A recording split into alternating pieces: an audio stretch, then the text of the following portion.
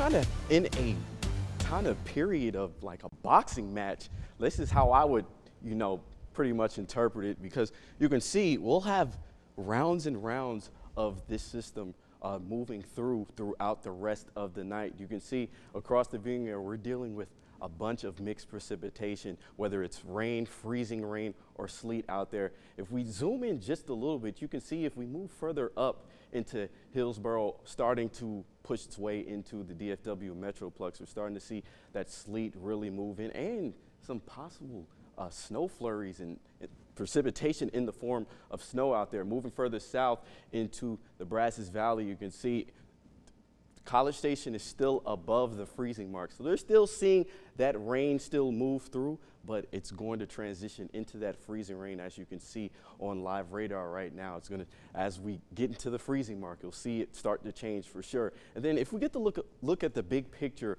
across the state of Texas, you see sleet. That's our next round of sleet looking to move through within the next few hours or so. Let's time it out here on Futurecast for you guys right now. 7:25 p.m. We're all in the upper 20s, lower 30s in some spots. You can see College Station still at 34 degrees, so they'll still have that rain move through, but that will slowly change into freezing rain within the next few hours or so. Here's the 10 o'clock hour. Most of us are going to be covered in this mixed precipitation in the form of sleet or freezing rain. So this is just another reminder. Make sure you are not out there driving. You definitely want to stay inside during this time. We could see some potential snow moving into your Sunday morning, if you're especially north and west out there. But generally speaking, this system looks to move out, and then we'll just be dealing with the clouds for the rest of the day, moving into Sunday afternoon. But before we can get there, we got to talk about these temperatures, because it's really cold right now. Here's where we are right now, but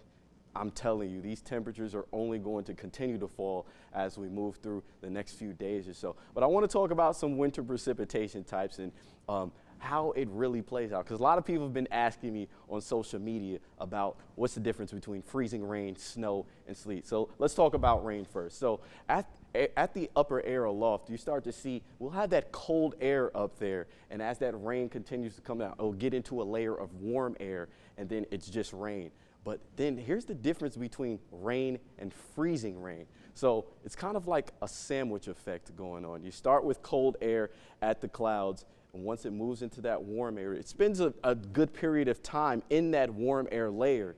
And then once it gets to the surface, it's already cold on the surface, so it doesn't freeze on contact. And this is where a lot of the dangerous accidents you're seeing that's going on out there right now, it's all because of that freezing rain, which is why we encourage you guys to stay inside. We definitely don't want you guys out there traveling. And as far as for sleet, this is actually more of like a sandwich effect. I would call this honestly like a peanut butter and jelly sandwich, if I could give an analogy to it. You can see your cold air is like your bread, and then in the middle you have the jelly. So starting from the clouds, you have a lot of cold air up there. It'll move through that warm air very slightly, pretty quickly, and then once it moves through that warm air, it's back into the cold air, and then you get the precipitation in the form of sleet. And then as for snow, you're just dealing with cold air all the way from the cloud to the surface out there, and that's what a lot of people are seeing up there in Dallas out there. But as far as your ice accumulations, how much ice are we supposed to be getting from this system? Most of us seeing anywhere from 1/4 of an inch to 1/2 inch out there, and this is very dangerous. So like I said, I can't stress this enough. Do not be out there traveling out there, and just keep in mind that when you're traveling, that if you do have or on those highways and you end up sliding, you always want to slide into the way you're sliding so that you don't actually go out of control. And keeping in mind, yes, this is going to hang out with us for a good rest of your night, into your Sunday, into your Monday, as well as those temperatures continue to fall. So here's how the temperatures will look for the next few days. So Saturday, 6 p.m., this is where we are a little bit around this time. We're in the 20s. We're only going to fall as we move through the overnight hours. Here's Sunday morning, most of us seeing the teens out there, the upper teens, still in College Station, still a little warmer, but it's definitely cold out there. If you have to go outside tomorrow, make sure you have the hats, the gloves, and a very nice jacket, because we definitely don't want frostbite being a factor for you guys. Moving into the afternoon hours, we'll warm up, but it's still going to be cold out there. And keep in mind of the 4 Ps, your pets, pipes, plants, and people. Definitely want to check on the elderly during this time. Monday, 7 o'clock hour in the morning, it's going to be another cold. And then you have to think about the wind chill as well. The wind chill is also going to be a factor, making it feel 10 degrees, sometimes 10 degrees cooler out there. And into your Monday, we should warm up to around the 30-degree mark, but it's still going to be at the freezing mark, and anything that is left on the roads in the form of precipitation, rain out there, still slip and slide out there. We don't want anybody moonwalking out there on the ice. And moving into Tuesday, it's going to be another cold morning moving into Tuesday as well. So keep in mind of the cold temperatures that we have forthcoming. We all want you guys to be safe, which is why we have the streaming app continuous for the next few hours or so and into the overnight hours and into tomorrow. Wind chills, yes, we have the winds in the forecast too, which is going to make it feel significantly cooler out there. We're talking Sunday morning, feeling like 4 out here in Temple, Waco at 3, -1 in Gatesville. If you move further north in Hill County, Hillsborough, 0 degrees. So it's going to, the wind is going to go right through you guys if you have any plans to be outside.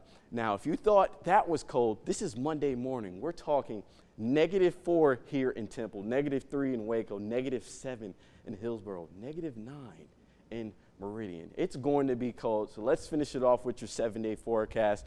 This is a lot of red. I haven't seen this much red on a 7-day forecast since I've been working here. So this is just let you know this is serious, and we want you guys all to be safe. We'll hang out in the 20s for your Sunday and Monday. Moving into Tuesday, we're talking single digits. 40 degrees will top out for your Tuesday. And then Wednesday and Thursday, we should warm up to around 45 degrees. But take a look at those overnight lows. We're all staying below the freezing mark for the rest of the week. So, yes, it's going to be cold, and we want you guys to stay bundled up because this weather is no joke.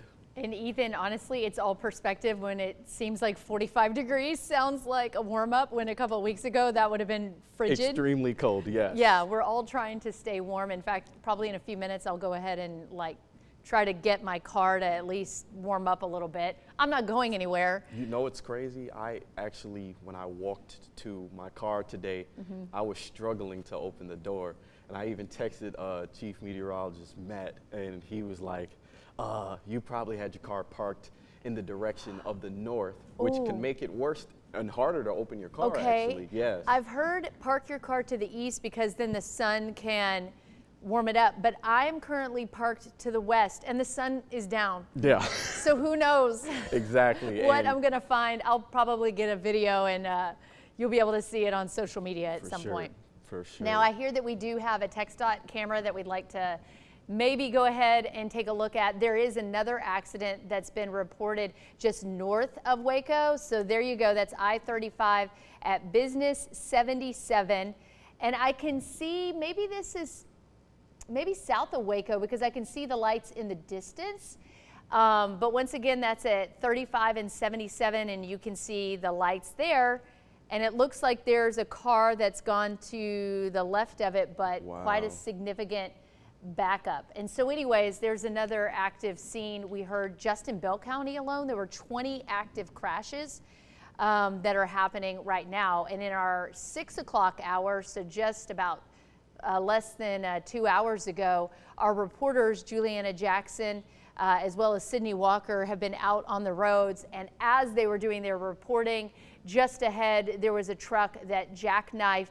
As they rolled up to that scene, you could see it quite well. So we are actually, again, like I said, going northbound I-35. As the package was just rolling, we are actually coming up onto a breaking news scene. Again, we are in the Troy Marina line, and there is an 18-wheeler that has gone sideways on the road. Again, this is as well, we see another semi-truck ahead of us, another vehicle, so we do have our flashers on.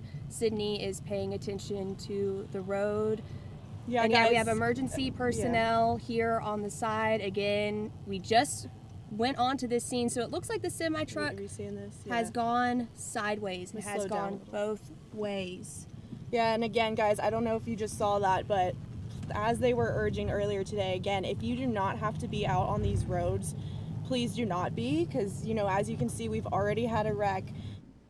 Yeah, and all of our crews are now off the road. You were just listening to Sydney and Juliana. That was a clip from our 6 o'clock newscast. And as you and I were just watching that, we heard another siren Yes. here in Temple. So our first responders, of course, are starting to get active and very busy.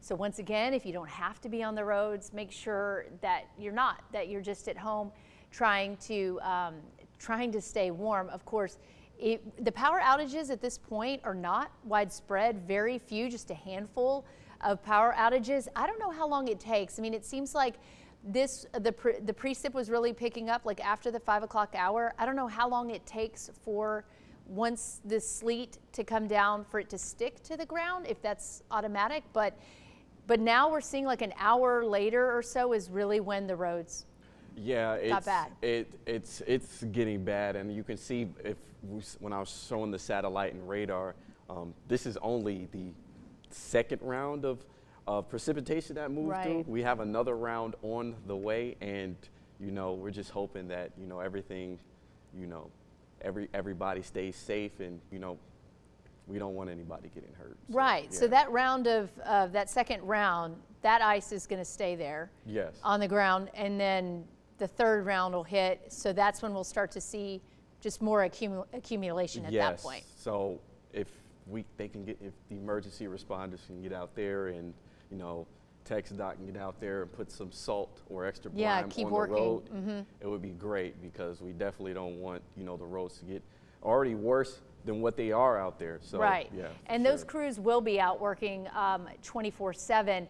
Of course, I heard that there were, from a viewer who messaged me, there were about 14 Pike Energy vehicles kind of standing by the ready at the La Quinta Hotel in Temple. And so they're kind of waiting for that next wave of, oh no, now the ice has caused trees to come down and hit power lines. And that really is kind of what we're anticipating over the next 24 to 48 hours, some power outages there. So if you lose power or you need some way to stay warm, we do have some warming shelters. We've got an entire list on our website. That's at kcentv.com. You can also just text the word warm to our number. That's 254-777-6000, and we will send that list straight to your phone. Maybe you don't have family around or anyone who can help you if your power goes out. Well, those lists of resources are right at your fingertips.